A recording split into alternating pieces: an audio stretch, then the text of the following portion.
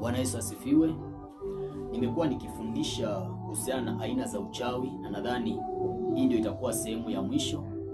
Nifike pale kuhusiana na aina za uchawi, na nimefundisha mambo mengi tu ambayo ukirejelea kwenye sehemu ambazo zimepita utajifundisha mengi sana. Sasa kwenye hii sehemu nataka nifundishe kuhusiana na aina zingine tofauti za uchawi, na ningependa nianze kuhusiana na uchawi wa vyakula ama chakula cha kichawi. Uchawi wa chakula ni pale ambapo mchawi ama mshirikina ama mtumishi wa shetani atakupea chakula aidha kwenye ndoto ama kwenye uhalisia, akiwa analenga ya kwamba kile chakula akitumia kukufanyia uchawi ama uganga wa namna fulani. Bwana Yesu asifiwe sana. Ukisoma kwenye kile kitabu cha Mathayo mlango wa 4 na mstari wa 3 mpaka wa 4, maandiko yanafundisha kuhusiana na Yesu alipokuwa kule jangwani akiwa anafunga. Ile siku 40 ilipofika, shetani akajua kwamba ni bila shaka ya kwamba Yesu ako na njaa. Anamwambia, kama wewe ni mwana wa Mungu, geuza mawe haya yawe mkate. Jambo la kwanza tunajifundisha kwamba wana wa Mungu wanakuanga na uwezo wa kungeuza mawe yakawa mkate. Wana uwezo wa kungeuza hali zozote ambazo zinaonekana kuwa ngumu na haiwezekani, wakazibadilisha zikakaa vile ambavyo zinafaa kukaa. Lakini Yesu hakuwa na shida ya kubadilisha. Kama mwana wa Mungu alikuwa na uwezo wa kubadilisha, lakini shida ni ile revelation ama ule ufunuo wa kubadilisha mawe yao mkate umetokea wapi? Yesu alipoangalia akaona kwamba chanzo cha ufunuo wa kubadilisha mawe yao mkate umetokea kwa shetani. Akamwambia, imeandikwa, mtu hataishi kwa mkate tu, ila kwa kila neno litokalo katika kinywa cha Bwana. Bwana Yesu asifiwe sana. Yesu kama wakati ule angebadilisha yale mawe yao mkate, ujue kwamba angepata madhara ya shetani, kwa maana ufunuo ulikuwa unatoka kwa shetani.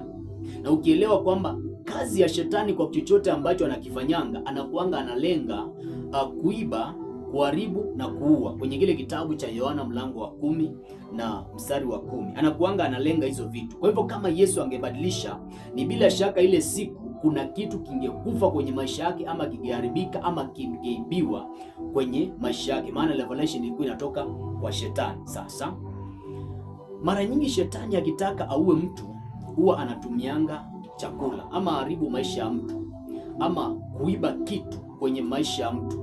Mara nyingi shetani huwa anatumianga wachawi washirikina ili kwamba wanampea mtu chakula. Ukiangalia kwenye kile kitabu cha Wafalme wa Pili mlango wa 4 na mstari wa 38 mpaka 44, maandiko yanasema, wana wa manabii walipokuwa katika kula, kwa sababu hawa wana wa manabii walikuwa na macho ya kuangalia, walikuwa na macho ya kiroho ya kuangalia, walikuwa wamefundishwa namna ya kuona vitu vya kiroho na Elisha wakawa na uwezo wa kuona vitu vya kiroho, maana walikuwa kwenye shule sasa wanafundishwa. Maandiko yanasema walipokuwa katika kula wakaona mauti inakaa sufuriani, wakapiga kelele wakamwambia Elisha, mauti imo sufuriani. Elisha alichokifanya, alichukua unga akautupa ndani ya ile sufuria na akawaambia, mnaweza mkala. Kwa nini Elisha alifanya kitendo kile? Kwa sababu anajua kwamba unga ulitumika kutengeneza mkate. Sasa Yesu ni mkate wa uzima. Kwa hivyo wakati ule ametupa unga katika sufuria ambayo ilikuwa na mauti, ile mauti ilitoweka, ilikimbia ikaenda, kwa sababu sasa mkate wa uzima ama uzima umeingia ndani ya ile sufuria. Bwana Yesu asifiwe sana. Lakini pia ukisoma kwenye kile kitabu cha Mwanzo mlango wa 3 kuanzia mstari wa 1 mpaka wa 6, inaelezea juu ya Adamu na Hawa walipokula ile tunda ambao Mungu alikuwa amekataza. Mungu alikuwa amewaambia kwamba mnaweza mkala matunda ya miti yote kwenye bustani ya Edeni, lakini ule mti wa mema na mabaya msile matunda yake. Lakini wakala ile tunda. Matokeo yake ni kwamba waliondoshwa kwenye bustani ya Edeni, walianza kufa, uhusiano wao na Mungu ukaharibika, lakini pia ile mamlaka ambao walikuwa wamepewa kutawala ndege wa angani, samaki wa baharini na kila kitu kitambaacho kwenye ulimwengu ikahamishwa, ikachukuliwa na shetani. Bwana Yesu asifiwe sana. Kwa hivyo chakula kinaweza kikamfanya mtu akakosa vitu kama hizi. Adamu na Hawa walivikosa baada ya kuwa wamekula chakula. Kila wakati shetani akikulisha chakula kwa njia ya ndoto, kwa njia ya kichawi, anakuanga analenga vitu fulani, na nimekupea mfano wa Adamu na Hawa, vitu zile ambazo walizipoteza. Lakini pia ukisoma kwenye kile kitabu cha Yohana mlango wa 6 na mstari wa 58 inasema, hiki ndicho chakula kishukacho toka mbinguni, baba zetu walikula wakafa. Ile mana ambayo wana wa Israeli walikuwa wanakula wakielekea nchi ya Kanaani, maandiko yasema kwamba walikula hiyo mana lakini wakafa. Lakini hapa Yesu anajitokeza anasema, hiki ndio chakula kishukacho toka mbinguni. Kumbe mana ile ambao wana wa Israeli walikuwa wanakula wakiwa kule jangwani, ile mana haikuwa inatoka mbinguni. Na ina maana kwamba kama haikuwa inatoka mbinguni, ilikuwa inatoka hapa duniani tu. Kuna watu ambao walikuwa wanapika chakula, na wakipika chakula malaika wanakuja wanachukua, wanapelekea wana wa Israeli. Na aswa mimi nadhani ni zile nchi ambazo wana wa Israeli walikuwa wamepewa kuzimiliki, kwa sababu walikuwa wamemilikishwa. Hata akitoka Misri walikuwa, Mungu amewaambia kwamba nimewapea Kanaani kuimiliki. Alikuwa wamewamilikisha tayari. Ni bila shaka hata chakula na chochote ambacho kilikuwa kule walikuwa wamemilikishwa. Ndio maana Yesu anasema hiki ndicho chakula kishukacho toka mbinguni. Baba zetu walikula mana jangwani wakafa. Ina maana mana haikuwa imetoka mbinguni, ilikuwa imetoka kwa watu ambao walikuwa wanaishi hapa duniani. Sijui kama naeleweka. Bwana Yesu asifiwe sana. Sasa kwenye kitabu cha Marko 16 na mstari wa 18. Maandiko yasema hata mkila kitu cha kufisha hakitawadhuru. Kwenye Kiingereza inasema and if they drink any deadly things. Yaani kama watakula kitu ambacho sumu ambao unaijua ni kubatizwa, imebatizwa. Sumu inafaa kuwa ni mauti. Inafaa kuipewa jina ya mauti. Ni vile shetani anakuanga na tabia kujibadilishia majina. Lakini maandiko yasema ya kwamba mtu ambaye anaamini, maandiko yasema ishara hizi zitaandamana na watu waaminio, kwa jina langu watakunywa vitu vya kufisha na havita wadhuru. Kwa nini mtu ambaye ameamini ama mtu ambaye ako na Yesu Kristo hawezi akadhuriwa ama akapata madhara kutokana na sumu ama kitu ambacho chote kinafisha?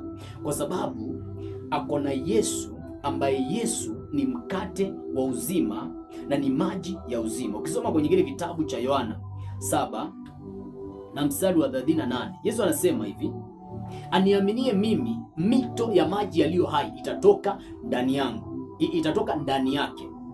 Sasa mtu ambaye anamwamini Yesu, kumbe anakuanga na mito ambayo iko na uzima ndani yake, inatoka ndani yake. Kwa hivyo mtu akila kitu cha kufisha ama sumu, kile kinatokea ni kwamba yale maji yenye uzima yakianza kumiminika, yakianza kutoka ndani yake, huwa ya neutralize ile roho ya mauti, inaondosha ile roho ya mauti. Maana Yesu ako na uzima, na mahali ambapo Yesu yuko mauti haiwezi katokea. Sijui kama unanielewa. Bwana Yesu asifiwe sana. Nikimalizia kwenye kile kitabu cha Danieli mlango wa 1 na mstari wa 8. Danieli hapa anakataa wakiwa na Meshaki, Shadraka na Abednego kukula chakula kile ambacho kilikuwa chakula cha mfalme. Maana Danieli alikuwa anajua kwamba ni chakula ambacho kimetolewa sadaka kwa mizimu ya Babeli. Kwa hivyo akajua akikula hiki chakula atakufa kama vile masanamu zinakuanga zimekufa. Watakufa spiritually. Ndio maana maandiko yasema walipomaliza siku zile ambazo walikuwa wamepewa ili wajikombee, na wengine walionekana kuwa bora kwa sababu hawakukula kile chakula ambacho kilikuwa ni cha mfalme, kile chakula ambacho kilikuwa kimetolewa sadaka kwa mashetani ama kwa mizimu. Bwana Yesu asifiwe sana. Yohana 4:7 mpaka 29 inaongelea juu ya mwanamke ambaye alikuwa ni mwanamke Msamaria. Yesu anamwambia kwamba ukinywa maji kutoka kwangu hautasikia kiu tena. Kumbe Yesu ukimpokea, kuna kiu ambacho ulikuwa nacho cha uasherati, cha uzinifu, cha wizi, kitaondoka hicho kiu. Maana Yesu akiingia ndani yako analetanga uzima na anaondosha kila kiu chochote ambacho shetani alikuwa ameweka ndani yako. Maana utakula mwili wa Yesu, yani Yesu unapata kula mwili wake na damu yake kupitia kwa meza ya Bwana, na hapo ndio utapata ukombozi.